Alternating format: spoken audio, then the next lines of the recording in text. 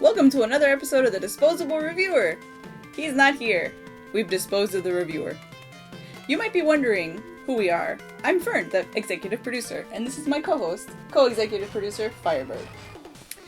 So, what happened to the Disposable Reviewer? We got rid of him. Why? Because last week's episode was super lame. Why did we let him do that episode again? Right, it's because he said that we were going to be able to do our own cave episode.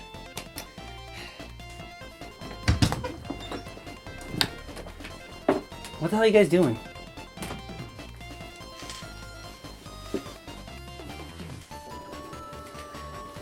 Nothing. Actually, I'm on camera work today. What?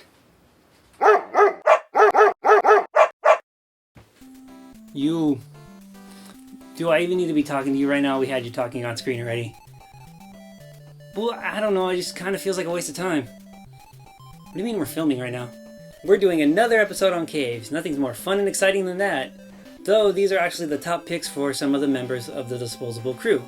Now, I did pick some pretty good caves like Limestone Cave, which is actually Fern's favorite cave too. So these aren't their exact top picks, but it's up there. If your favorite cave wasn't on here or in the previous video, well then you're wrong and nobody loves you.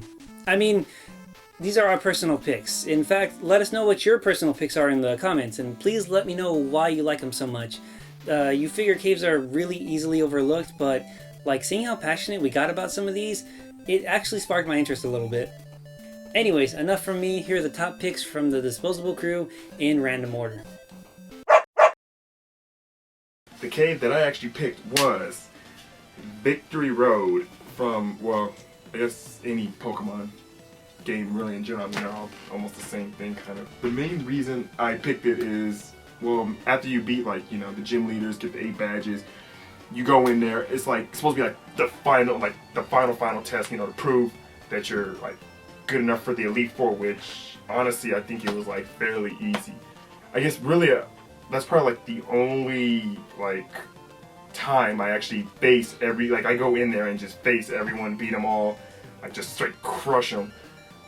Compared to like actually playing through the game, because through the game I can just like skip, like, you know, people if I don't see them. Or if it's not like a double battle, I don't really care. But this one I actually go in, I make sure I beat everyone, I make sure I check everywhere, and especially like right when you're about to leave, when the, you know, like your rival always wants to fight you, I always make sure I'm already set and everything. I just go through like one time, I'm like, okay, face them off, and if I guess honestly if I didn't really feel like it was too good, I can actually just like start all over just so I can beat them again. But I always beat them like probably like at least 2 or 3 times. Just, I don't know why. This like my OCD just kind of kicks in on that. But honestly, I really like that cave.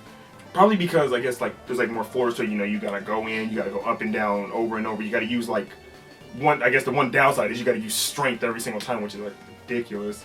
But overall, I think that cave was like the best one because I love going in there. Like I said, I go through every floor up and down. I make sure I fight everyone. I make sure I get all, like, you know, the other TMs, the items, all that kind of stuff that's always in there. I make sure, you know, I destroy my rival. But like, I don't know, like honestly, like every time I play a Pokemon game, I always want to go through like that's like my main thing. I always love going through every single time. So my favorite game, cave level, arbitrarily I suppose, is the cave level from Gunstar Heroes, which I guess is more of like an underground like mine rail sort of thing, but I'm gonna count it. So the reason I like it is because that game, of all the Genesis games I've played, is my favorite. It's like a Metal Slug, awesome like side-scrolling shooter game, and it's really, really cool. And that level particularly is awesome because you're fighting this guy. It's like a giant boss fight, and you're fighting someone who, if I'm not mistaken, was someone who was like on your team, and then he backstabs you guys, and you're like, I'm gonna get you. So you fight him in this like railway, and he hops on this like pedestal, like mechanical thing, and it just turns into a bunch of random stuff. Like when you start fighting him, it's like a running guy shooting stuff, then it turns into like a snake, some weird thing. It turns into like a crab thing at some point. There's even a part where it turns into literally just a giant gun that like shoots big bullets at you. and it's an awesome, awesome fight. And at the end of it, you just do enough damage, he turns in all that stuff, and you fight him, and then he's just like, okay, like, you suck, I'm out of here. And he hops in his pedestal, and he leaves. But it's a super awesome fight from a very, very cool game, and that's why it's pretty much my favorite. So the cave I chose is from a game called Mischief Makers that was for the N64, and it's this side-scrolling game. And it's about a robotic maid who has to go and save her creepy old man creator. And I didn't know that she was a maid, or that she was supposed to be a maid, until I started looking up stuff for the game to make sure I didn't get stuff wrong. And now I'm really disappointed, but it's still a really good game. The game has 5 worlds in it, and each world has different levels in it, and one of the worlds is everything is in a cave.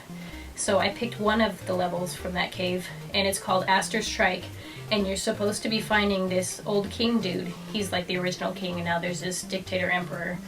And you find him, but he's complaining that he can't find his tricycle, and he makes you go find it for him, and the whole level is you just riding his trike while this geyser of water shoots up behind you and destroys the track. I don't know, I picked the level and not the caves, the entire cave, because most of that cave sucked, and a lot of the levels were really hard. This game's also partially a puzzle game and partially an action game, but some of the puzzles sucked real bad. They were just really frustrating. That cave is fun because the level itself isn't really that hard, but it's still fun. It's easy and fun. You still will probably die a little bit, but once you know the layout, it's really easy to finish. And what other game do you get to ride a trike across the screen with?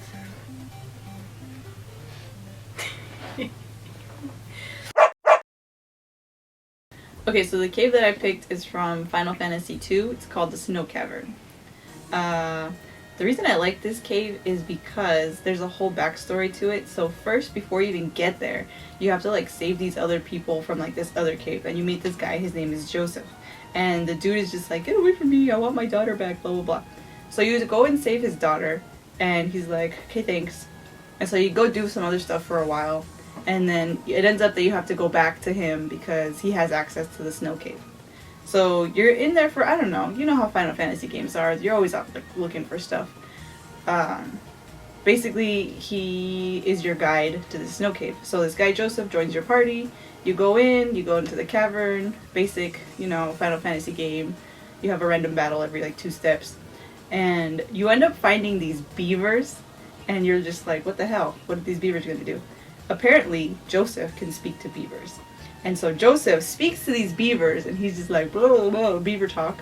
And the beavers tell you where to find the item that you're supposed to get. I think it's called the Goddess Bell or something. And so you go and you fight the Adamantoise. The Adamantoise is one of my favorite bosses from Final Fantasy because it shows up in almost all of them. It's basically just a giant turtle.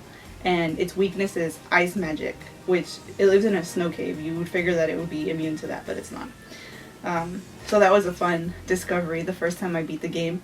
And then after that, you're like, oh cool, we're done, blah blah blah, let's go out. So you go with your party and you're leaving, and you run into a dude, and he's a member of the Imperial Army, and he's like, I'm gonna kill you guys because you can't do this. And so you get into a battle with him, and he's super easy to beat, so you kill him.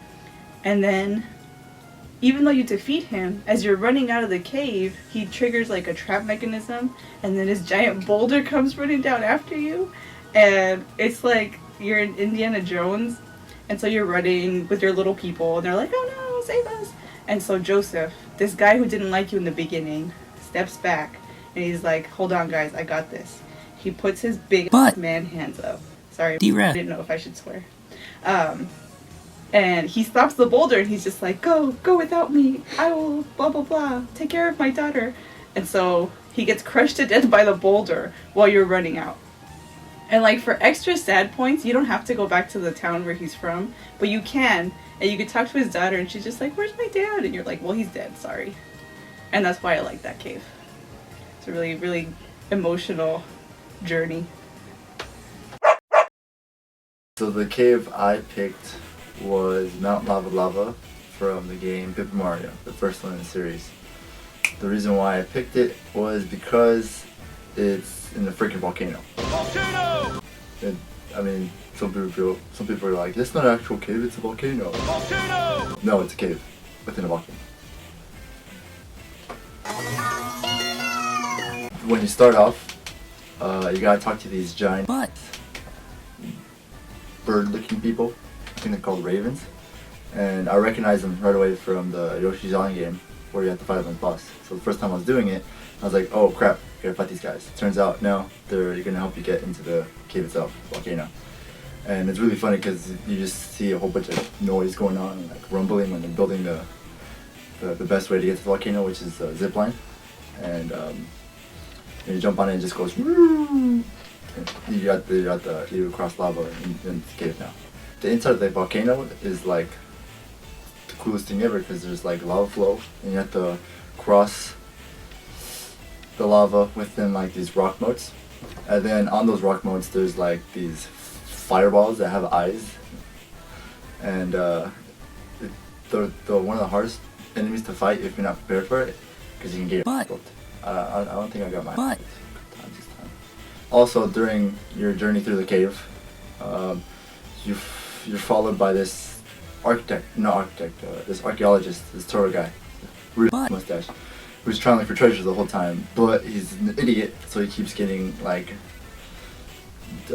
caught in like rocks or getting attacked by monsters. And there's a part where he gets rolled over by a spike ball and he's just like wiggling around in the ground. And it's just really funny.